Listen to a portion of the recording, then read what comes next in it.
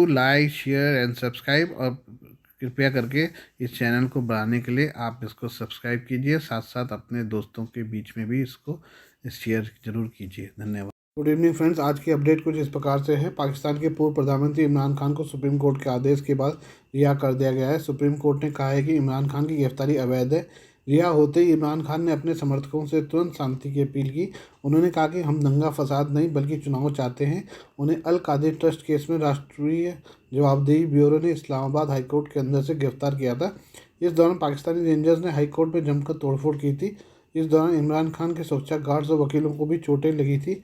इमरान खान को रिहा करते वक्त सुप्रीम कोर्ट ने कहा कि उन्हें हिंसा की निंदा करते हुए शांति की अपील करनी होगी। इस पर इमरान खान ने कहा कि मैं तो गिरफ्तार था, फिर हिंसा के लिए मैं दोषी कैसे हो सकता हूं। उन्होंने पाकिस्तान में शांति की अपील की और कहा कि हम सिर्फ चुनाव चाहते हैं, दंगे फसाद की जरूरत नहीं है। उन्होंने बताया कि गिरफ्तारी के दौरान मुझे डंडे मारे गए, ऐसा तो किसी क्रिमिनल के साथ भी नहीं किया जाता। वे मुझे पुलिस लाइन और बाकी जगहों पर घुमाते रहे। बाद में NAB को सौंप दिया गया। सुप्रीम कोर्ट ने इमरान खान को कल इस्लामाबाद हाई कोर्ट में पेश होने का हुक्म दिया है। चीफ जस्टिस ने कहा है कि आप बातचीत का आगाज़ करें, इससे मुल्क में अमन आएगा। इमरान खान ने कोर्ट से कहा कि उन्हें घर जाने की दिया जाए, लेकिन कोर्ट ने उन्हें पुलिस लाइन भेज दिया। कोर्ट ने कहा कि आपकी सुरक्षा को लेकर ऐसा नहीं किया जा सकता है। पाकिस्तान के सियासी हलकों में इन दिनों डर्टी हैरी की बड़ी चर्चा हो रही है। पाकिस्तान की राजनीति में इस जुमले की एंट्री पूर्व प्रधानमंत्री इमरान खान ने उस वक्त कराई थी जब उनके कुछ करीबी नेताओं को गिरफ्तार किया गया था। अपनी एक रैली में इमरान खान ने कहा था कि इस्लामाबाद में एक डर्टी हैरी को तैनात किया गया है ताकि पाकिस्तान तहरीक इंसाफ को सबक सिखाया जा सके। पिछले साल अप्रैल में इमरान खान को हुकूमत से बेदखल किए जाने के बाद से ही तहरीक इंसाफ इसके खिलाफ अभियान छिड़े हुए हैं। इमरान खान की पार्टी का आरोप है कि उनको प्रधानमंत्री पद से हटाने के लिए पाकिस्तान की मौजूदा गठबंधन सरकार, फौज और अमेरिका ने मिलकर साजिश रची और अविश्वास प्रस्ताव के जरिए इमरान खान को सत्ता से बेदखल किया गया। मूल रूप से तो डर्टी हैरी हॉलीवुड फिल्मों की सीरीज का एक किरदार था जिसे पर्दे पर अभिनेता क्लिंट ईस्टवुड ने निभाया था। फिल्मों में इस किरदार का नाम इंस्पेक्टर हैरोल्ड फ्रांसिस सालन होता है, जिसे डर्टी हैरी का खिताब दिया गया था। डर्टी हैरी की इमेज एक एंटी हीरो किस्म के पुलिस अफसर की थी जो अपराधियों के साथ अपने तरीके का इंसाफ करने के लिए अपने पेशेवराना और कानूनी हदें पार करने से नहीं हिचकता था। डर्टी हैरी का ये कैरेक्टर काफ़ी लोकप्रिय हुआ था और अमेरिका में एक मशहूर सांस्कृतिक प्रतीक बन गया था। बाद के दिनों में डर्टी हैरी का जुमला उन पुलिस वालों के लिए इस्तेमाल किया जाने लगा था जो निर्मम और बेलगाम होते थे। हालांकि इमरान खान डर्टी हैरी शब्द का इस्तेमाल ISI के एक मौजूदा जनरल के लिए करते हैं। इमरान खान ISI के मेजर जनरल फैसल नसीर पर बार बार अपनी हत्या की साजिश रचने का आरोप लगाते रहे हैं। इमरान ने अपने समर्थकों से यह भी कह रखा कि अगर उनको कुछ होता है तो इसके लिए मेजर जनरल फैसल नसीर ही जिम्मेदार होंगे। इमरान खान ने मेजर जनरल फैसल नसीर पर अपनी पार्टी के समर्थक पत्रकार अरशद शरीफ की हत्या का इल्ज़ाम भी लगाया है। इमरान खान जनरल फैसल पर अपने सहयोगियों को हिरासत में ले जाने और पूछताछ के नाम पर उनको अगवा करने, उन्हें गिरफ्तार करने और नंगा करके टार्चर करने का आरोप लगाते रहे हैं। मंगलवार को जब इमरान खान अदालत में पेशी और कई मामलों में अग्रिम जमानत लेने के लिए इस्लामाबाद रवाना हुए, तब भी उन्होंने एक वीडियो जारी करके एक बार फिर डर्टी हैरी के जुमले का इस्तेमाल किया था।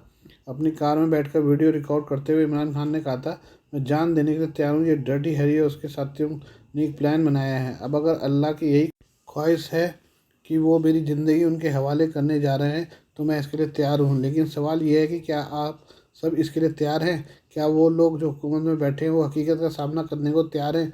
हो सकता है कि मेरी गिरफ्तारी के बाद लोग बड़ी तादाद में सड़कों पर न उतरें, लेकिन इस बात की आशंका बहुत ज़्यादा है कि आने वाले दिनों में पाकिस्तान को श्रीलंका से भी बुरे हालत का सामना करना पड़ सकता है। इजराइल के विदेश मंत्री एली कोहेन, जो मंगलवार को ही भारत पहुंचे थे, अब अपना दौरा बीच में छोड़कर देश वापस लौट रहे हैं।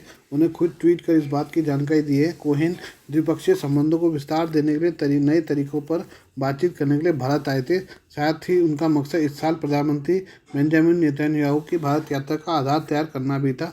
इसराइल में इस समय हालात काफ़ी तनावपूर्ण बने हुए हैं। इजरायली विदेश मंत्री एली कोहेन ने ट्वीट कर अपना दौरा बीच में छोड़ने की जानकारी दी। इस साल के अंत में इजरायली प्रधानमंत्री नेतन्याहू भारत आने वाले हैं। PM मोदी की तरफ से जनवरी में नेतन्याहू को भारत आने के लिए आमंत्रित किया था। उन्हें लिखा था, मैं कुछ ही समय पहले भारत की राजधानी नई दिल्ली पहुंचा हूं और यहां पर लैंड करते ही मुझे सुरक्षा स्थिति की ताज़ा जानकारी दी गई है। इसराइल में घटनाक्रम को देखते हुए मैंने अपने इस राजनीतिक दौरे की अवधि कम करने का फैसला किया है। मैं भारत के प्रधानमंत्री नरेंद्र मोदी से मुलाकात करने के तुरंत बाद ही अपने देश वापस लौट जाऊँगा, जो कि आज ही होनी है। कोहेन का दौरा 3 दिनों का था, मगर अब वह एक ही दिन में इसे पूरा करके लौट रहे हैं।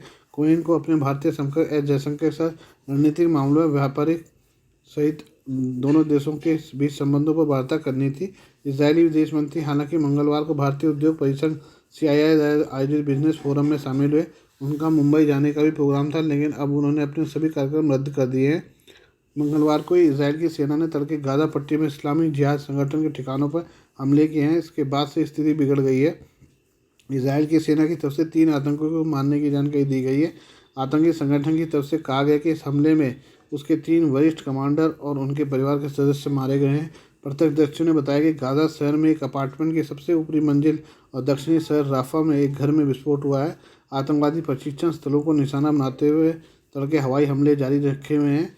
इजरायल का कहना है कि हमले में ईरान समर्थित 13 आतंकियों की मौत हुई है। अमेरिका के राष्ट्रपति जो बाइडेन 22 जून को प्रधानमंत्री नरेंद्र मोदी का व्हाइट हाउस में स्वागत करने वाले हैं। पीएम मोदी के इस दौरे के बारे में बुधवार को खबर आई है।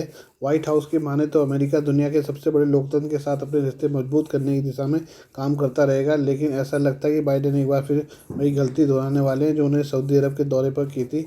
बाइडेन ने सऊदी प्रिंस मोहम्मद बिन सलमान के साथ मुलाकात के समय मानवाधिकार का मसला उठाया था। माना जाता है कि इस एक बात ने उनके दौरे की चौपट करने में कोई कसर नहीं छोड़ी थी। व्हाइट हाउस की तरफ से पीएम मोदी के आधिकारिक दौरे के बारे में जानकारी देते समय बताया गया कि बाइडेन पीएम मोदी की मेज़बानी मानवाधिकार को दिमाग में रखते हुए ही करेंगे। बाइडेन शायद यहाँ पर एक वही गलती करने की तैयारी में है जो उन्हें सऊदी अरब के क्राउन प्रिंस मोहम्मद बिन सलमान के साथ मुलाकात के दौरान की थी। पिछले साल जून में बाइडेन सऊदी की यात्रा पर गए थे। यूक्रेन की जंग के बीच इस यात्रा का मकसद तेल के उत्पादन पर चर्चा करना था, लेकिन इसके बीच ही उन्होंने मानवाधिकार के मसले पर भी चर्चा करने का मन बना लिया था। बाइडेन की सऊदी यात्रा काफ़ी अहम थी, लेकिन जब वो मीडिया से मुखातिब हुए तो उन्होंने अप्रत्यक्ष तौर पर MBS पर पत्रकार जमाल खशोगी की हत्या का आरोप लगा दिया।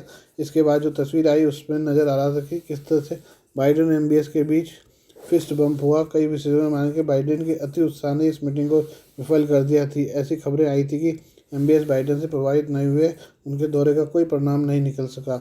इसके बाद उन्हें फिस्ट बम्प की तस्वीरों के साथ साथ बैठक में हावी रहे सुरक्षा और आर्थिक एजेंडे ने संदेश को खोखला कर दिया। भारत और रूस के गठजोड़ से चिंता। रूस के साथ सैन्य अभ्यास में हिस्सा लेकर भारत ने अमेरिका को पहले से ही निराश कर दिया है। साथ ही यूक्रेन जंग के बाद जिस तरह से भारत रूस से कच्चा तेल खरीद रहा है, उससे भी अमेरिका काफ़ी हताश है। अमेरिका चाहता है कि भारत रूस के खिलाफ सख्त रूप अपनाए। अमेरिकी सरकार के पूर्व अधिकारी असले टेरिस के एक बयान ने काफ़ी हंगामा किया है। टेरिस ने कहा था कि अमेरिका और भारत के बीच संबंधों की उम्मीदें काफ़ी गलत है। खासकर जब चीन की बात आती है तब सब कुछ दुविधा में लगने लगता है। उनकी माने तो चीन की बढ़ती ताकत के बाद भी ये संबंध पिछले कुछ समय से उतनी मजबूती से नजर नहीं आ रहे हैं। महाराष्ट्र में सियासी संकट को लेकर सुप्रीम कोर्ट के फैसले के बाद शिवसेना उद्धव बालासाहेब के प्रमुख उद्धव ठाकरे का बयान आया है। विधानसभा में फ्लोर टेस्ट से पहले ही उद्धव के इस्तीफा देने को लेकर सुप्रीम कोर्ट के सवाल पर उद्धव ने कहा कि एकनाथ शिंदे ने उनकी पीठ में छुरा घोंपा। उन्होंने कहा कि जिन्हें पार्टी ने सब कुछ दिया उन्होंने ही गद्दारी की। गद्दार लोगों के साथ सरकार कैसे चलाता है, ऐसे में नैतिकता के दर पर मैंने इस्तीफा दे दिया। उद्धव ने मांग की कि जैसे मैंने नैतिकता का पालन किया था, सुप्रीम कोर्ट के फैसले के बाद अगर इस मुख्यमंत्री एकनाथ शिंदे में जरा भी नैतिकता हो तो तुरंत इस्तीफा दे दें। नीतीश कुमार से मुलाकात के बाद उद्धव ने कहा कि इस देश में प्रजातंत्र की रक्षा करना हमारा काम है। सुप्रीम कोर्ट ने कहा कि अगर मैं इस्तीफा नहीं देता तो शायद मैं फिर मुख्यमंत्री बन जाता। मैं मेरे लिए नहीं लड़ रहा, मेरी लड़ाई जनता के लिए है, देश के लिए है। राजनीति में मतभेद होते रहते हैं, लेकिन हमारा एक मत यह है कि इस देश को बचाना है। उन्होंने कहा कि हम चाहते हैं पूरे देश में अधिक से अधिक पार्टियां एकजुट हों, मिलकर हम सब लड़ेंगे। आज जो केंद्र में है वो देश के लिए कोई काम नहीं कर रहे हैं, इसलिए देश के हित में हम सब मिलकर लड़ेंगे। अब यह तय हुआ कि कब सबकी मीटिंग होगी। आज के लिए बस इतना ही। बाकी मिलते हैं कल आपसे नई खबरों के साथ। धन्यवाद।